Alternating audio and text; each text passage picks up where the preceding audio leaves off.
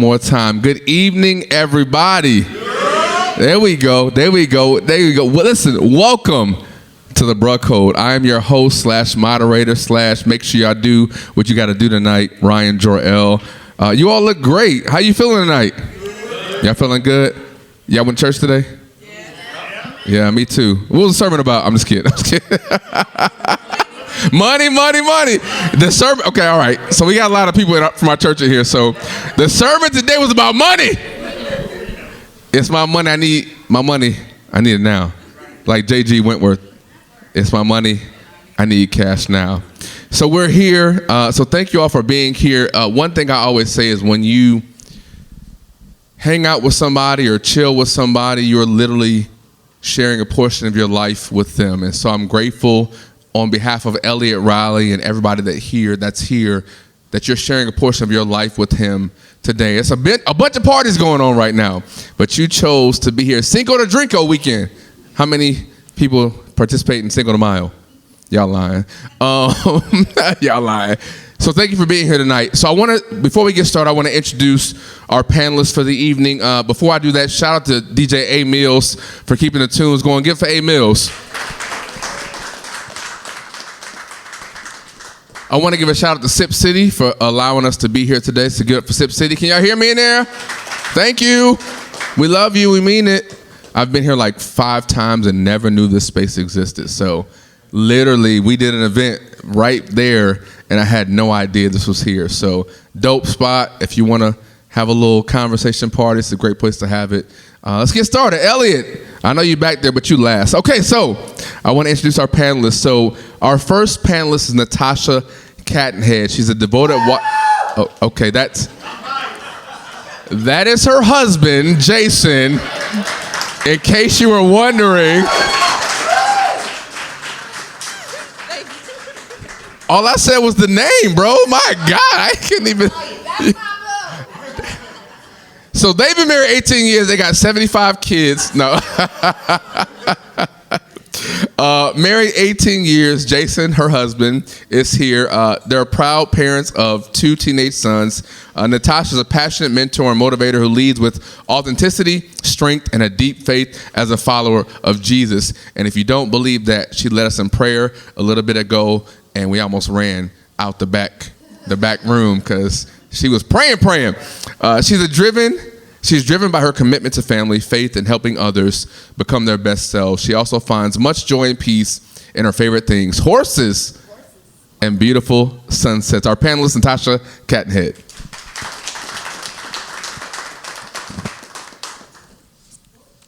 Next we have, okay, she told me I could freestyle, but I'm going to read a little bit about her.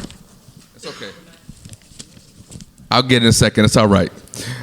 So Nicole Harris is an experienced architect and co-founder of Melanin Love Journeys. Nicole Harris? Thank you. She told me to help her up the steps, and she walked up without me because she is a single, independent woman and does not know. No, I'm just kidding. We'll talk about that later. So she has a matchmaking company. So Melanin Love Journey is a matchmaking company helping black singles date with intention and to build real meaningful connections. She's passionate about creating experiences that bring people out of their shells and into alignment. At the core, her work is a belief that when people show up authentically, they don't just find love, they build with clarity, confidence, and purpose. Give it for Nicole Harris. She has she did an event earlier, so she's doing double duty today. So she does singles events throughout the city. So if you are a single looking to mingle, make sure you get with her. We'll give her a little spot to plug later, okay?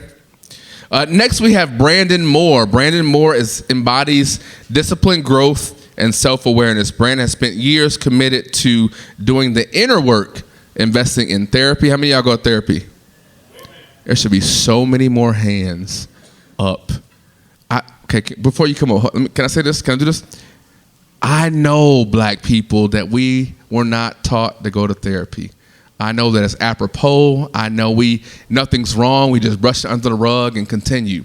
But that's not how life works. And because you go to therapy doesn't mean you're crazy. Sometimes you need a second opinion, somebody that's unbiased, that understands life's journeys, and you should go to therapy. So highly encouraged for the 38 of you that did not raise your hands, please go to therapy. For the 12 of you who did, thank you so much. All right, Brandon, I got you. So Brandon goes to therapy. He does the inner work. He involves intentionally is always challenging himself to become better every day. Brandon moves with purpose and brings a thoughtful, grounded perspective to everything he does. Mr. Brandon Moore.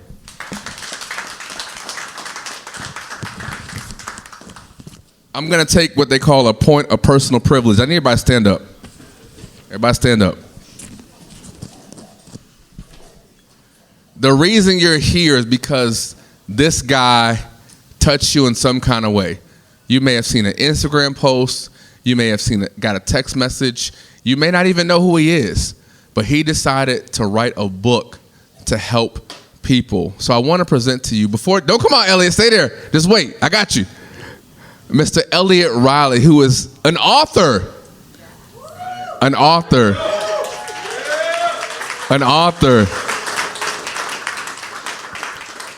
entrepreneur, a community leader, and dedicated to building stronger men, healthier relationships, and unified communities. He's a barber too, y'all. He got 20 years experience in the barber industry and is the founder of B-Fly Grooming and Fashion. He still owes me a sweatsuit that I have not gotten, and I see this man every single week. So Elliot, I need my sweatsuit. Okay. Elliot has used this chair more than as a place for grooming. It's been a space for real conversations, growth, and transformation. He's also the founder of Groom for Greatness, a nonprofit that's provided countless free haircuts to underserved youth in partnership with Charlotte McMurray Schools. And he's the creator of BRUH, as in Bruh Code, as in the book, Building Relationships, Unity, and Honor, a men's movement focused on accountability, healing, and leadership. Okay, now, don't gasp when I say this next part. Okay, you ready? I can't believe I'm about to say this. As a husband and father of 8,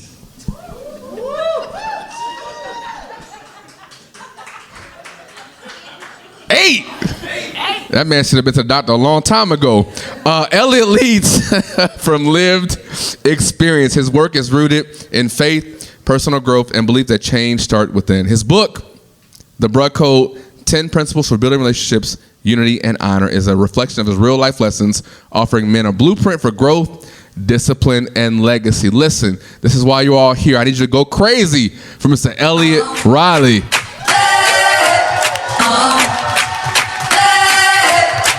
Keep it going, keep it going, keep it going.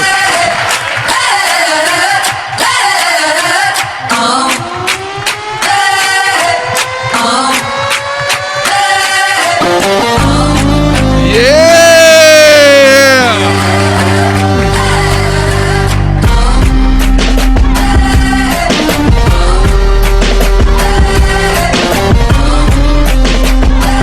Give it up one time for his fit. That fit crazy. Y'all catch the fit, match the book cover. You all may be seeing it. Y'all may be seeing it. The fit matched the book cover. That was intentional. I'm not going to ask you what inspired your look because I already know. So good evening all. How we doing, panelists? How we doing? Good. Nope, not a good enough response. All right, let's try this again. Are your mic on? Check. Yeah, we good. What's up, y'all? We're awesome. What's happening? How y'all doing? Let me see. Is your mic on, Nicole? I did a mic check. You got to push the button. It was supposed to be done already. I'm good. Brandon, your mic on? You good? Yes, everything is all well over here. Perfect. So listen, super excited to be here tonight. Again, I'm Ryan Jorel. I'm your moderator, host for the evening. We're here for the Bruh Code, Build with Bruh. Who read the book? Great. You know what that means? You have to get a book before you leave. And Elliot's going to be signing copies. I bought my book early. Absolutely. I bought my book early, so I need my signed copy, please, sir. Okay. No problem. He has books for sale. Chaz, where you at? Chaz in the back. Make sure you see Chastity. That's his wife, his other half. That's give my it up baby. for Chastity. Y'all give it up for my baby. She gonna make sure he sell these books. So she said she want to go on a trip, and proceeds from the book will fund summer vacation. So I want to jump right into it. The book is an easy read. not in a bad way. It's an easy read to where you can sit down and chill out for like an hour and really take it in. But if you're really doing the work, like me, I highlighted a lot in the book. I also wrote some notes in the book, and it's one of those, like, it's a book, but it's almost like a workbook, because you're really trying to understand the principles and then really implement them in your life. So one of the chapters in the book is called The Man in the Mirror. Famous song by who? Michael Jackson. Who saw the movie? Not yet. Go see it again. It's amazing. It's amazing. So The Man in the Mirror. So I want to bring a couple things from you all. And let me say before I get started, it is a man book per se, but the principles in the book can be utilized for any portion of your life. Man, woman, boy, child. And so don't think because it says the bruh code that it's not applicable to your life, because there are so many things in the book that you can apply to your everyday life. So The Man in the Mirror, everything starts with being real with yourself. So let me ask you panelists, what's something you had to finally admit to yourself that changed you? Something in your upbringing that really changed who you are as a person and shaped who you are as an adult? I'll jump in here. One of the things that I had to admit to myself was that it wasn't anybody else's fault. My life was an accumulation of my decisions, good, bad, or indifferent. And so there was nobody else I could blame. There was nobody I could point the finger at. I had to look within and say, and look that man in the mirror and say, hey, you the issue, my guy. You are the common thread in everything that's going on, which is difficult, which is very difficult. I'm not sure if anybody else has been at this point, but there was a point in my life where I could not look myself in the mirror. I could not comfortably stand in the mirror and look at myself and say, I like that guy. You know what I mean? And so that was something. That was something. And once I realized that, admitting that you are the problem is always the first step. You know what I mean? That's self-accountability. And so once I was able to do that, then the road to getting better or trying to get better or attempting to get better, it started. But realizing that I can't blame my parents, I can't blame my friends, I can't blame circumstances. It's you. It's you. Can I piggyback off? Oh, go ahead. I would like to piggyback off that. I think I had a similar epiphany. I think that I realized that we are, a product of our environment. But there is a video of Mariah Carey. I quote a lot of topical and pop culture stuff, where she's like, I'm gonna do the best I can with what I got. And I think a lot of times, we have to hold space for the fact that our parents did the best that they could with what they had. They had the tools at their disposal to raise us, but they might not have known everything. And so we bring a lot of that generational trauma into our lives. And so to your point, you can't place blame, but I do think you have to acknowledge what shaped you, and then recognize that, like you said, being the man in the mirror, the onus is on you to change how you approach life, how you navigate things. And so I had that same epiphany, like, this is why I am the way that I am, but now that I know that, what am I going to do about it? What you got, Natasha?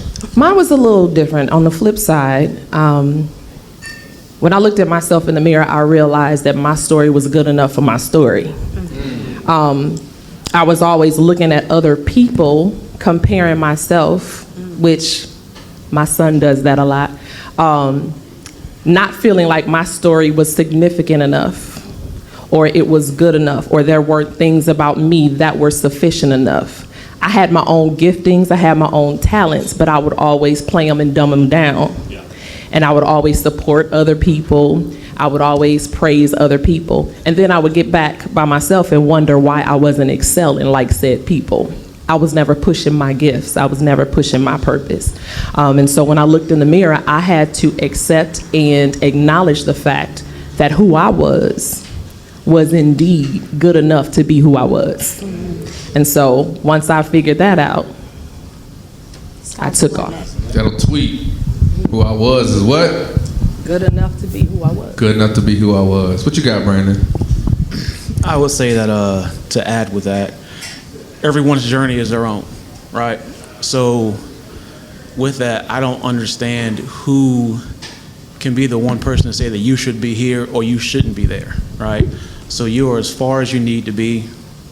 That's where you need to be at that time. Mm-hmm. No one can tell you where to be and where not to be, right? Your journey is yours. You take accountability and responsibility for your own movement, also who you keep around you, and that has an effect on what you do, what you say, how you present yourself to other people, right? So you find who you are, know who you are, figure out what you want, move accordingly, don't blame anyone else. Looking at the man in the mirror, the woman in the mirror, understand who you are. That's the main thing. A lot of people don't know who they are. Mm-hmm. Yeah, they know who they want to be. Mm-hmm. They know who they want to be in comparison to someone else. Good. Yep. Once you figure out who you are, you're good to go. That's good. Mm-hmm. So the first page of the book literally says, but real growth doesn't begin until a man or woman is willing to stand in front of the mirror and ask himself a difficult question. Mm-hmm. What part did I play in this? Mm-hmm. And so what do you all think is harder? Facing the truth or fixing it? Facing it. Facing it. Facing it. Mm-hmm. Talk about facing it. Because the truth isn't always pretty. Most times the truth isn't pretty. Fixing it means I'm doing something, I'm moving, I'm working. Other people can see me doing something to excel or advance. Acknowledging it, accepting it, admitting it, talking about the truth, that's not always easy. Everybody's truth comes with its own level of baggage. Baggage is heavy and baggage is scary. So facing the truth is much harder than fixing it. Fixing it, you already know the work is there. You already know you're going to do some work. You already know you're going to have some people to help you or not. Yeah. But when you have to face the truth, accept that the truth is the truth, that's hard. I'm going to take a little different spin on it. I'm going to say fixing it when you don't have the tools, when you don't have the know-how. Mm-hmm. You can know what the problem is all day long. Yeah. If somebody's washer goes out in here right now, your washer at the house go out right now, you know it don't work. Yeah, yeah, you're right. But how you fix it? Yeah. Right? So if you don't have the tools or you don't have the know-how and you don't know where to start, that's going to be an uphill battle. That's part of the reason why I wrote the book, because I'm not going to say just men, a lot of people want to be better. We don't all want to be wherever we are right now, right? Wherever we started, right? We all want to be better, but part of that wanting to be better is actually having the tools and the know-how to actually get better. Yeah. And if you don't know, if you haven't been taught, if you haven't been trained, if it hasn't been modeled for you, if you don't know where to start the research on getting the information or any of that stuff, then you can know your washing machine broke all day long. Yeah. But them clothes still gonna stay dirty. Yeah, I would say fixing it is the problem as well. But, you know, to your point, you don't know what you don't know. And I think a lot of times facing it requires a level of vulnerability. Yes. And so many of us navigate life wearing this mask because we're showing up as someone that we think other people need us to be. Or like you said, we're comparing ourselves to other people, but comparison is the thief of joy. And so we're lying to ourselves and stealing joy from ourselves because we are trying to show up and be someone else, compare ourselves to other people. And so I think stripping ourselves down to the barest essence and saying, okay, who am I really? Who do I want to be? What do I need to do to become that person is hard. Yeah. It's, you know what I mean? It's painful. It's raw. And I think a lot of people are afraid of that because then you have to really point to yourself and say, there's a problem and I'm the only one that can fix it.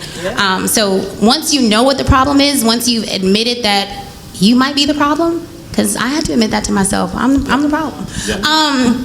Then fixing it is easy because now you're like, okay, this is X, I can solve for this. But until you have done that work and said, this ain't gonna work, then you're just stuck.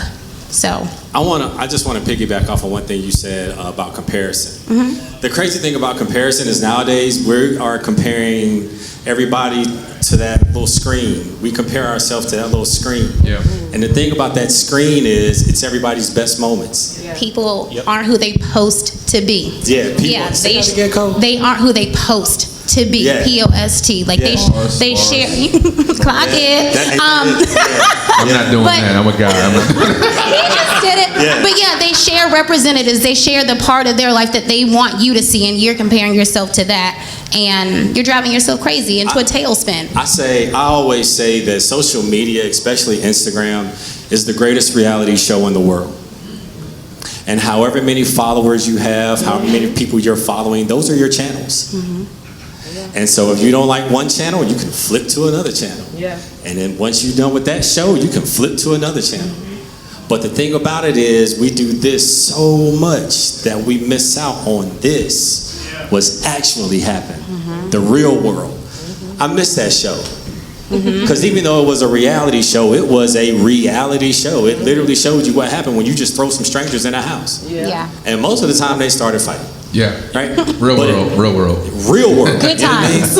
The 90s, if you're over 21. Yeah, some of might y'all know that what the that hit the wall.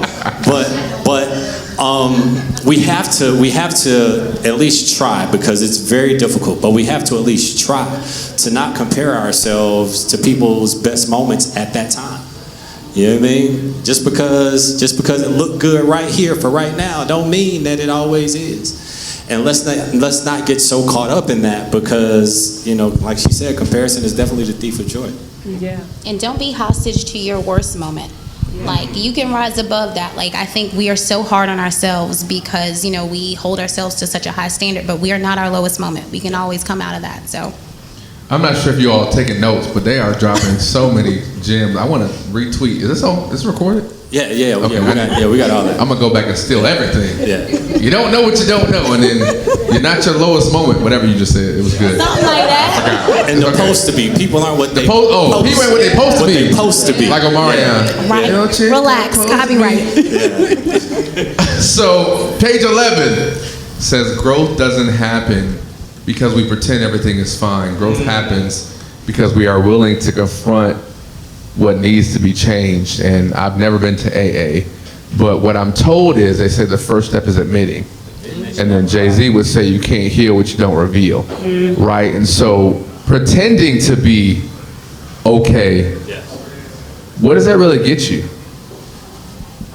It gets you fake love from real people a lot of times. Because a lot of times we'll have real people around, but if we're not vulnerable enough to be honest with them, then how do they really know what's going on? So like I used to be one of those people, hey man, how you doing? I'm great. Really, I'm not. But most men don't want to really. You're not asking that question because you really want to know. Nah, I'm It's asking. what you, most men are just asking the question because it's what you're supposed to do, right? You're Absolutely. Like, how you doing, bro? I'm good, Absolutely. great, and we move on. But most people don't really. I speak for men specifically. Don't really care.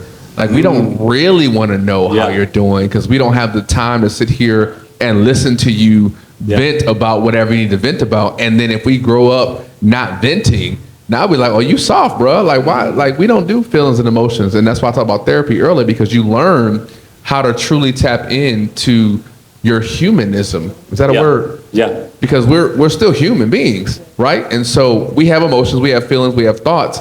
But a lot of times, and I use this example, when we're 7 years old and we're playing sports and we fall and we hurt ourselves, someone says what? Boy, get up, you okay? Yeah. And then you're 17, you're playing sports and you break your ankle and someone says, boy, Get up. you're good. And then you're 27, you're in a relationship and your woman is pissed off because you can't emote because for 27 years you've been taught to repress that emotion of feeling. And so we have to figure out how to stop that repression piece. My therapist told me years ago that I was probably one of the best compartmentalizers he ever met. Good, bad, or indifferent. So compartmentalization is, there are things that happen in my life I don't remember happen. Because I swept them under the rug for so long, I can't even fathom or remember or recall what actually transpired. Yeah. And that is not necessarily healthy. Now, is it healthy when I know I had a bad day this morning, but I go out and lead a team, or I got to go out and host an event tonight? For sure. But overall, that's damage to my relationships because I didn't have that resource or that tool to be able to emote properly or love the way that my wife or my girlfriend or whoever need to be loved, because I didn't get that growing up. Because I was taught for so many years, boy, you're gonna be okay. So you said a word that I want to piggyback off of about compartmentalizing, right? And so I equate that to a file cabinet, right? So let's just say we have, let's not go that far. I'm showing my age, a file cabinet. Yeah. 50 plus and 8 kids. Boy, yeah, you show. God, you so old. Oh, you old. Our phones, right? So we look at our phones, right? And so, especially like if you have an iPhone, I don't know about those other devices. I'm an iPhone guy. Them green bubbles, go away. Yeah, I don't know. Go away, Android, go away. About you green guys. But on an iPhone, right? You can keep putting stuff in and putting stuff in and putting stuff in until what? What happens? It says what? Out of storage. Out of storage, right?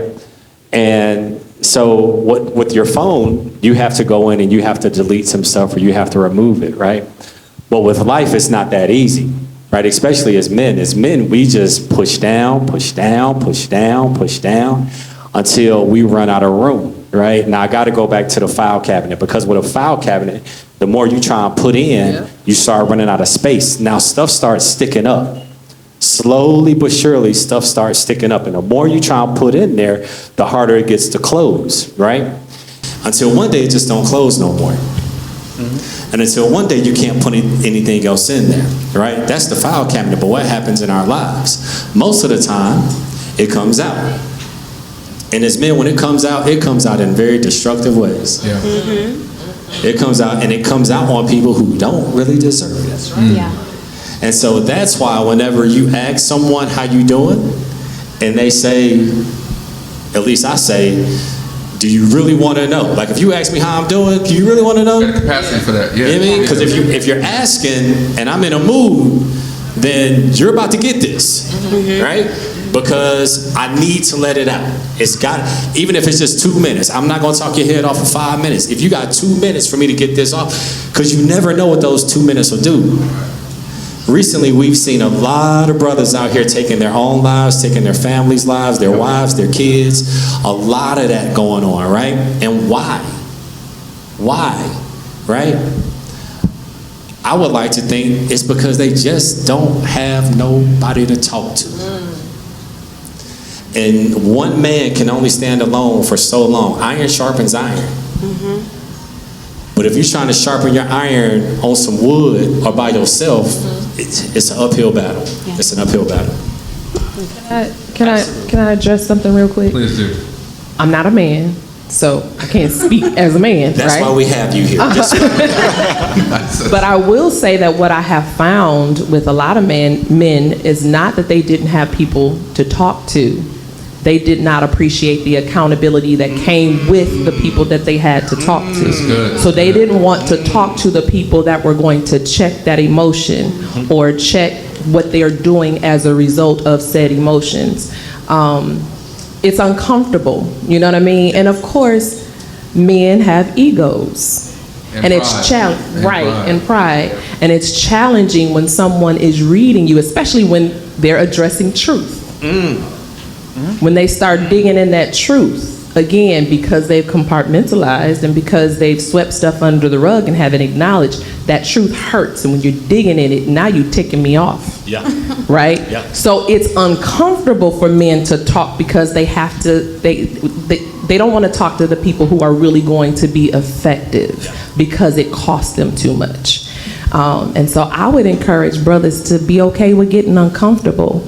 I would rather see, especially single brothers that aspire to get married, I would rather see you get uncomfortable now so that you are investing in a much more comfortable life later with whoever it is you choose to share your life with. Yeah. And go ahead. No, ladies first. No. Ladies first, we in the South. Nicole, ladies first, we in the South. Let's go.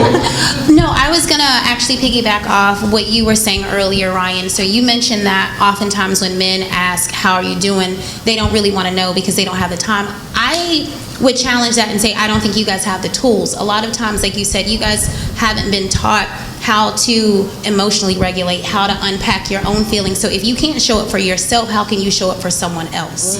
And so I think people do need to do the tough work and have those conversations, because I think that there is a lot of pain in truth, but there is some beauty in that as well. And so I think, you can't take a one-size-fits-all approach to friendship. So you have to know who you can go to for counsel, but also recognize that other people are going through things as well. So oftentimes when I'm talking to friends, if I need to vent, I want to make sure, like you said, they have the capacity to deal with it, because I don't want to burden them and then weigh them down with my own traumas. And so I think it requires confronting truth. They always say there are three sides to every story, yours, mine, and the truth. And I think a lot of times we are so focused on telling our truth, but that's not the full truth, and that is applicable to our personal life, but also in therapy. So if you guys are going to therapy, tell your therapist the truth, because they can't help you heal if you're only giving part of the story. That's right. Don't tell your story. Only your side of the story. Yeah, you Exactly. I'm not clocking it. So I think that you just have to recognize where you are, but be honest with that, and understand that they might not have the capacity. Just because they haven't been taught to do it, it doesn't mean that they don't care. Yeah. But like you said, sometimes people don't want to hear the truth. And so they press it down.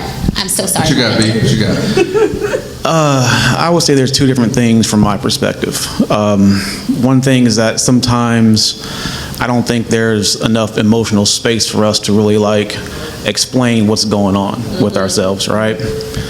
And I know you mentioned about if a kid falls and he's told to get up, dust himself off, so on and so forth, right? And that's the physical aspect of it, because when you're playing a sport, you're going to get hurt in sports, right? You can play hurt, but you can't play injured, right? So tweet that. You can play hurt, so you can't play injured. Good gracious. So then, when it comes to relationships, a lot of times, and I can only speak for myself, right? I know there's been plenty of times where I have not spoken enough about what I felt about things, right? And so I made sure there was more than enough space for her to be able to, say what she had to say, and I would just keep things to myself. And by doing so, things start to build up, like with the file cabinet, right? Things start to build up. Another thing, as far as speaking with other men about how you're doing, I feel like a lot of guys are in competition with one another. I don't want, let me not say for me, right? But, the only person that wants you to do better than them is your father, someone else, had that position in your life, right? And so some people really don't want to hear that you're doing better than they are, right?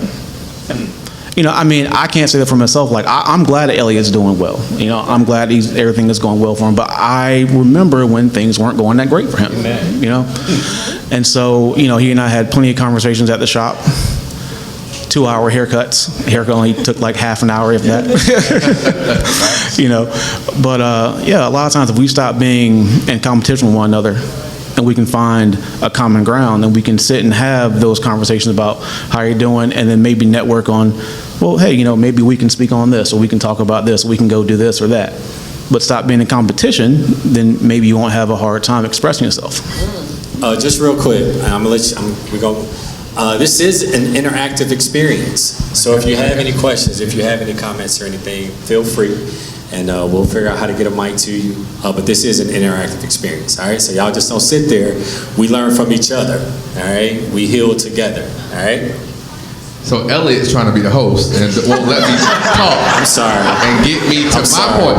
So here's what I learned. I'm sorry. Point of personal privilege, since you want to grab the mic and talk and tell me what to do. Elliot had a whole script for me today. He had 2 pages of questions. It was. And then he said, but this ain't your first rodeo, you got it. You can't do both, my guy. You can't do both. Either I got it or I don't. You got it. I got it? Okay, I got it? You got it. All right. Yes, that's interactive. You decide you want to answer. But seriously, this is not a monologue or a dialogue. We really want to get your perspective. It's not really just about you having to read the book, but really if something piques your interest, something you hear is I want to add on to that, just raise your hand. We got cordless mics. We'll get one to you. Yeah. But I do want to pivot to chapter 2. We talked about accountability. I want to read an excerpt here. Because when someone uses your vulnerability in an argument, it feels like exposure instead of understanding. But on the flip side, panelists, when do you stop blaming and start owning? You want to go first? All right. Go ahead. No, you can't go first. Let her go first. Go ahead.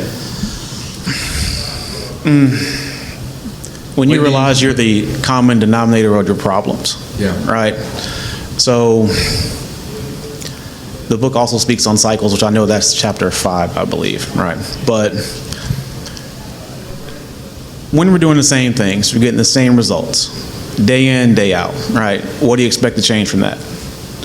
If you want something to change, you have to change your approach on things. It's almost like common sense, right?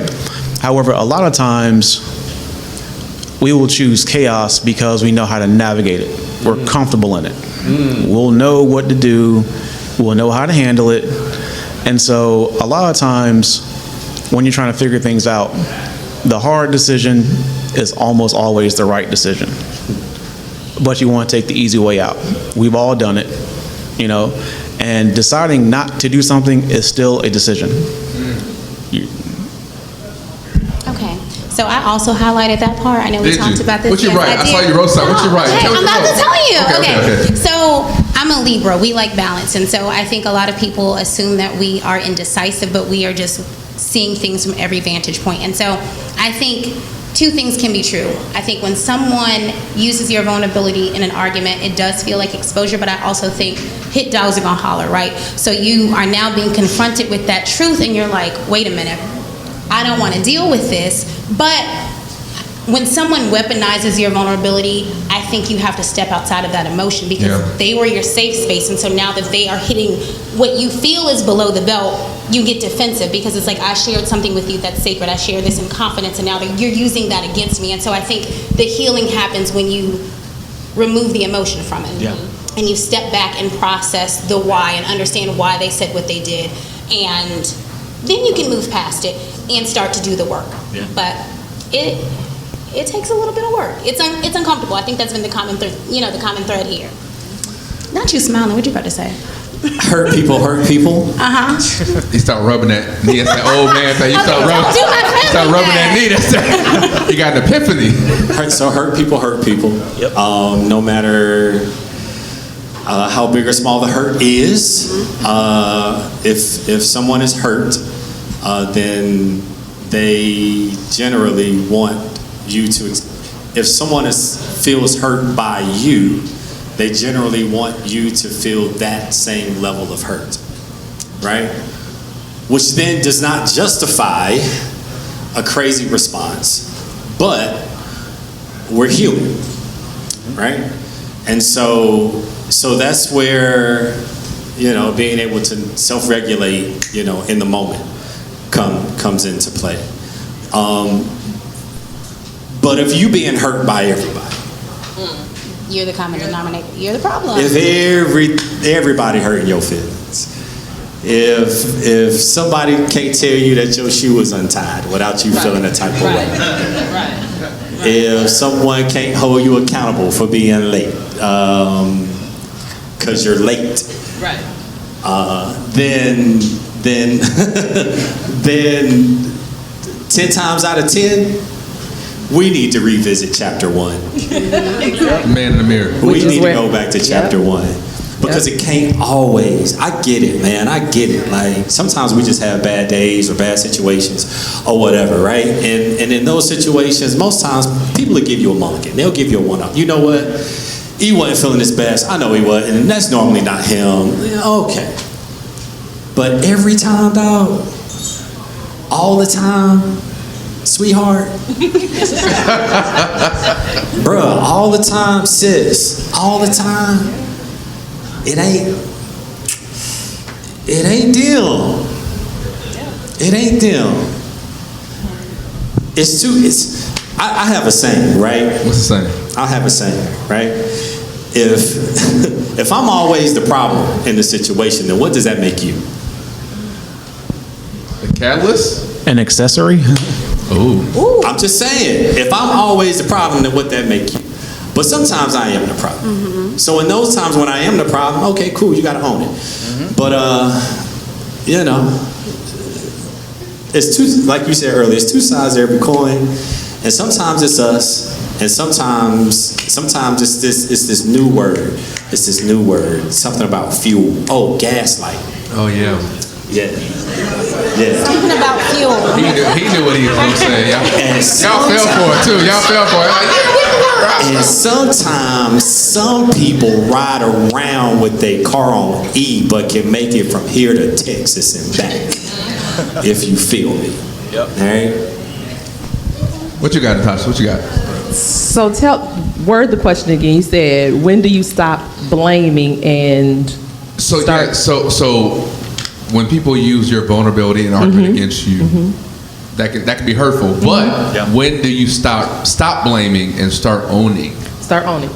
So as you said, we go back to that man in the mirror. Something that you said in the beginning when we were talking about chapter 1, and you said you can know something all day. There is a difference between facing and knowing. You have to face what it is that you know. You can know it and keep sweeping it. Yeah, oh yeah. You can know it and keep ignoring it. Yeah. But when you finally face it, then you can acknowledge. You don't have to blame everybody else. When you face something, you recognize yourself. You look at the man in the mirror, and you can constantly tell yourself that what you see is not what you see, because you haven't accepted yet.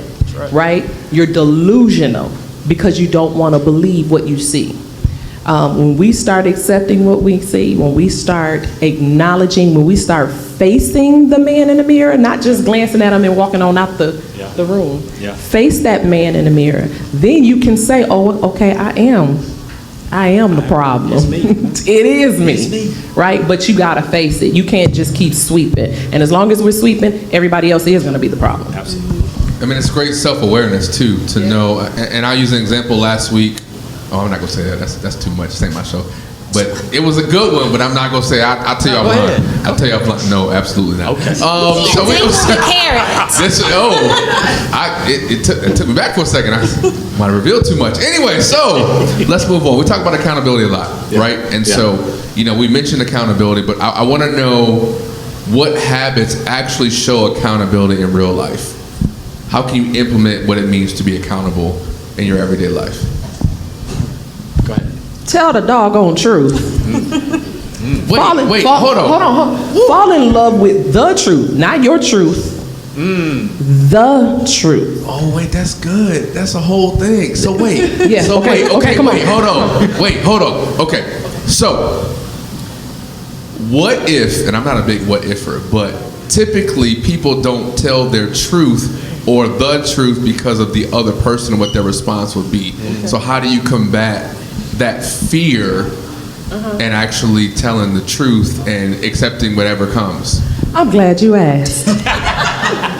We didn't plan this, by the way. Okay, again, part of the self-awareness, taking accountability. We can't always worry about what the other person is going to say. When it comes to, I tell people this all the time, the truth is the truth, is the truth, is the truth, right?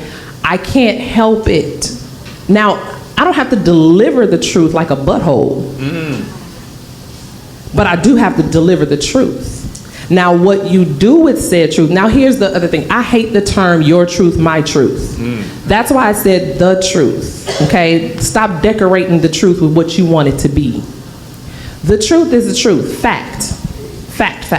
I understand perception, interpretation, I understand all of that. But the fact is the fact, right? So whatever the truth is, acknowledge that truth. When you deliver that truth, it is up to the other person to receive it in the way that they have to receive it. Again, I'm big on give a person the truth with love. Yeah. If you give them the truth with love, but still being honest, again, y'all, we can't babysit adults forever. Hey, man. We can't. Say it again. Come on. We can't because we're suffering. Yeah. And I'm gonna tell you, I was huge for that. I was huge for suppressing how I felt about things, how I interpreted things, how things made me feel, how other people made me feel when they did or said certain things. I was huge for just suppressing things, because if I said what I needed to say, I didn't want them to be hurt. I didn't. And here's the thing, relationship wise, I am a stickler. I can't stand women who demean men or tear down a man's manhood. I can't stand that. Outside, and so, the ones walking by, say it again. I cannot stand women that chip away at a man's manhood or try to make them feel small, right? Now, on the flip side, because I hate that so much, I suffered for a long time in my marriage, because in the effort to not chip at his ego and his manhood, I suppressed my needs. I suppressed the truth of how I was feeling. It damaged me real bad. It damaged me. And it wasn't until I was able to say what needed to be said. He's looking at me like, huh? All this time, and this has been the issue. And so we've got to be able to start expressing the truth and letting the other person worry about how they feel about said truth. Does that make sense? 100%. Yes, ma'am. So I've always been someone, at least I thought that I was always someone that spoke truth. And back in my 304 days, I would tell the truth to Y'all know what men, a 304 right? is? Relax. But I wanted them to be able to make an informed decision. I'm giving you the information. What you do with it is up to you, right? But I realized that words have power. And to your point, you don't have to just deliver it so brashly and not care how they feel, how they react to things. And so I think accountability looks like changed behavior. And it doesn't mean that every day you get it right, but like Elliot says in the book, you're identifying the pattern and you're saying, what am I doing wrong? And you're unpacking and doing the work so that you're showing up as the best version of yourself every day. Yeah. You might stumble, but you're making a conscious effort to be the best version of yourself for you, your family, your community. Like you said in the book, I read it. So she read it twice, y'all. And did. So yeah, change behavior is what I think accountability looks like. What you got, Brandon? I would say accountability looks like, if you're going to do the work, you should probably do the work to yourself. Oh my God, say it out loud. It's not meant for you to do the work in front of people. You know, like, why would you subject yourself to have everyone's opinion about you? What is the point of that? You know, like, do the work. Like, you know, like, now, I'm not married. Obviously, you've been married for 18 years, right? So your perspective on it is a little different. I understand that. Like, me personally, like, my brother always said, you know, you an asshole, man. Like, you know, because I would tell you what it is. If I feel close enough to you to be able to do that. Yeah, no filter. You know, that is if we're close enough. If we're not close like that, I'm not going to tell you anything. That's your job to figure that out for you. You know, like, I had to do the work behind closed doors for me. You should do the work behind closed doors for you. You know, and if you want to be real with someone you care about, yeah, you deliver it with love. But if they know they love you and you love them, they understand that being raw with it, being unfiltered with it, I believe is better. Because if you sugarcoat things, then you have a tendency of not taking full accountability with it. Because you can kind of look at it from a different perspective. You can say, oh, well, it's really not this. Or I could do that. Or it can be kind of like this. Or, well, you know, there's also that too. You start introducing all these other things in there outside of the truth. I want to say really quick, when we were in the group chat, Brandon was like, I'm a man of few words. But he lied. He didn't lie. He hasn't said, you know, as much as some of us, but I think what he said has been so impactful. He's been dropping gems. So shout out to you. I just had to say that real quick. That's my guy. Thank you. That's my guy. What does accountability actually look like?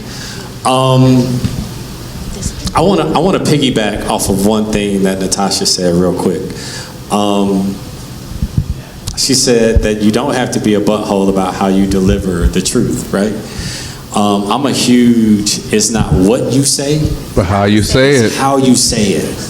And if you want effective change, if you want someone to grow, if you want somebody to do better, right? Let's just say, I love making biscuits, right? But every time I make biscuits, I burn the biscuits. I thought about Martin when he said it. My mama biscuits. My mama biscuits, right? Let's just say I burn the biscuits every time I make them, right? And my wife comes to me and she's like, bruh, stop making the biscuits. Then guess what I'm gonna do? I'm making an extra batch of biscuits tomorrow.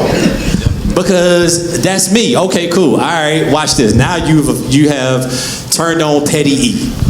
And if it's one thing I love doing, I enjoy most out of almost anything in this world. Oh, it's being petty E. Because petty E is petty and has fun with it too. So the next day I'm gonna make an extra batch. The day before that I'm gonna make 3 times, and I'm gonna make sure for real that they burn. Because the first time it was an accident. Oh, this time we burning them on purpose. Which is crazy. If that's your description, Kevin. Right? But if she came to me and she was like, honey, I noticed that you're struggling with the biscuits. Let me help you. Because women talk like that all the time. Let me help you. Then I'm going to say, Relax. all right, cool, no problem. And then we're going to get in there and we're going to figure out the biscuits together.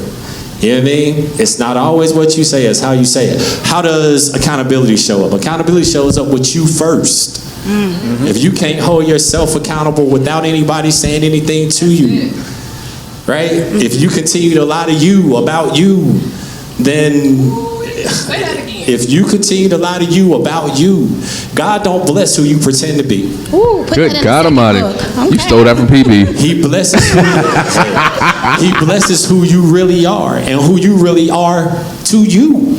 Mm-hmm. See, it's only 2 people that really know you, him and you. Ooh. I'm married. My wife know me, but she don't know me. Right? Your parents, they know you. Oh, they don't know you. See, he know you, right? And until you can be vulnerable enough to stand in front of that mirror and be like, man, I'm a mess. Lord, I'm a mess. I need some help. Right? And really be able to admit it and then take the steps to go from there. That's how accountability starts with you first. Mm-hmm. Inside, before anybody recognizes it, because we can put on the mask, and we can put on the face, and we can show up, and we can give anybody any song and dance that we want to do for them to believe whatever it is we want them to believe. Mm-hmm. Right? But until you can be honest with you and say, hey, these are the areas that I need to improve in without anybody saying anything to you. Right? It's going to be an uphill battle. So I got a question for the audience. Same question. What does accountability look like to you practically? I'll take a couple questions, a couple of responses. What does accountability look like to you, whether it's in your partner, whether it's in you? What does that look like? How do you navigate being accountable in certain situations? Now I know I got a room. Ain't nobody got nothing to say. I got a room full of That's talkers crazy. in here too. I know names. I'm gonna start calling people out. Yeah, I got a room full of talk. Start with that gentleman right there beside you, Mr. Ezra Jackson. I've known Ezra since the 7th grade. That's my guy. Start with Mr. Ezra Jackson right there. How's everybody doing? Okay. Honestly, just to reiterate, God blesses who you are to Him. Ooh. So it's not you to you. How you serve Him, that's how He blesses you. So being accountable, if you're married, you have to speak that to your spouse. Babe, let me talk to you. This is from A, this is to Z. Here's what I'm going to do to work on me, but I'm going to need your help. You can never do anything by yourself. Yeah. Yeah. You have to have a community and a village. Yeah. Who you see that being is who you talk to every day, who you're around every day, who you consider. Yeah. Now, it's a lot of work with that, but if you have a close group, you have to be transparent, and you have to be vulnerable. Yeah. Those 2 things really matter in your life. Yeah. Absolutely. Absolutely. Get it for Ezra Jackson. Bishop Ezra. So I want to close. So we could talk all day, but we got a time limit. But I want to give one more question to the panel, and then I'm going to do a separate interview with Elliot. But this question, I don't know if y'all ready for it. Okay, so chapter 5 of the book. Jesus help me. It says, one of the things that I underlined or highlighted was what part of this pattern belongs to me. What part of this pattern belongs to me? And my question to the panel is, why do we stay in cycles we know are not good for us? Go ahead. Woo! What part of this pattern belongs to me? Because we know how to navigate it. Ooh. That's pretty much it. Like I said before, you can choose chaos because you know how to navigate it. It's a day in, day out thing. That's really about it. But like I saw something the other day, and it spoke about GPS. And so with that, it was saying how, like, you ever notice, like, if you're using GPS to get somewhere or whatever, and you make a wrong turn, and it doesn't say that you effed up and you made a mistake, it just says rerouting. Recalculating, that's all it says, right? That's it, you just gotta recalculate and attack it from a different perspective. But don't choose what you know. Like I said, the hard decision is always the right decision. Staying in the same cycles breeds familiarity. It feels better, right? If you're going in the same cycles, it breeds artificial wins. Yeah. Yep. What do I mean by that? When you stop the cycle, you reroute, you do something different, it's major losses that can come from that. Absolutely. Namely people, relationships, that's very uncomfortable. Very. A lot of people like you in the same senseless cycles, right? For whatever dysfunctional reason that could be. It could be because it makes them feel better about their accomplishments because they feel further than you, or they have a project that they're constantly working on, encouraging you all the time. But when that cycle breaks and you change and do something different, a lot of times those very same people can't appreciate you. Yeah. They can't appreciate the change. You look different. They don't know what to do with you anymore. They don't have words for you anymore. So changing that cycle, doing something different, it gets uncomfortable because now your path gets a little bit more lonely. Yeah. Yep. Nobody likes isolation and lonely unless they choose it. Yeah. Yeah. I'm gonna leave that alone. That'll tweet. I'm We still tweet? Are we X? What we doing? X? That X? Threads. Period. Threads. So I did a bruh code the other day about being comfortable, right? But nothing grows. I literally said nothing grows when you're comfortable. Nothing grows out of comfort. And that's the thing about cycles. It's comfortable. I do it all the time. I do it every day. I know what to expect. Right? And it's literally a cycle of dysfunction. Most of the time, the cycle is a cycle of dysfunction. It's something that's been needing to change, that's been affecting us, that for the most time, for the negative, right? But because we're comfortable, right? See, we can always talk about growth. We could talk about growing, right? We can talk about growing all day long, right? But until you make the decision that, okay, yeah, this right here, I don't need to do this no more. Every time I do this, this happens. Think about that. If every time you do this, this happens, right? They say that when you keep repeating the same thing over and over. Definition of insanity is Definition of That's the insanity. doing the same thing over and over and expecting the result. So I've added something to that, right? Yeah. And the only thing that insanity is good for is a workout.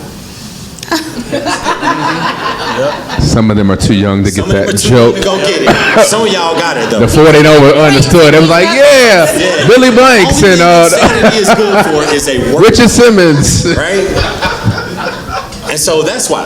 That's part of the reason why, because it's comfortable and it feels like home. That's it. I also think, didn't I say put that mic? I am putting the mic down, but I got to get this out before I forget. No, go ahead. Go I ahead. also think we're hard-headed, right? I think a lot of times we're trying to do something on our own. That's part of the reason we don't want to take accountability. Like you guys said, we are comfortable, but God is trying to teach us a lesson. And I think a lot of times we are trying to do it on our own, and so many of us are like, God, why do you keep putting me on your strongest soldiers list? Because you're not learning. Lesson. You're not learning the lesson. And so you're going to stay in that cycle until you learn the lesson. And so I think that is what it is. You know, you got to have faith, but faith without works is dead. So if you're just sitting there asking for him to help, but then doing the same thing, you're not going to yield any sort of results, any fruit. So I think we are just hard-headed, and sometimes we have to admit that we need help, but we thrive in chaos, or we think we're functioning in that chaos, right? And to step outside of that, we have to shed a part of ourselves. And like you said, we may lose friends, and we're not ready to face that. So I think we stick to what we know and think it's going to change. Yeah. On the spiritual aspect of it, when we ask for things from the Lord, we ask for strength, we ask for patience, we ask for all these different things, right? Well, I know, like in my prayer in the past, I've asked for strength, and then I got put in a situation that had to be strong. I asked for patience, and I got to be put in a situation where I got to show patience, which I don't have the most patience. You know, I don't, you know, but I realize that I have enough patience for me. It works for me, you know, and that's pretty much it, you know. So also as far as progress goes, like, you know, when it comes to comfort is the greatest threat to progress. We all know that. As long as you're comfortable, you can sit where you are. And I think in the book it says something about, was it running in place? Was that it? Or mistaking like movement for progress. Yep. Yeah, you know, you can move all day long, you know, but you're not doing anything. Yep. Yeah. You can run in place and go nowhere and be tired all at the same time. Yep. Bars. I don't want to talk after that. So give it up one more time for our panelists. Chastity is making sure I stay on track. So I want to excuse the panelists. We're going to do a quick one-on-one with Elliot. So give it up one more time for them. Get your waters.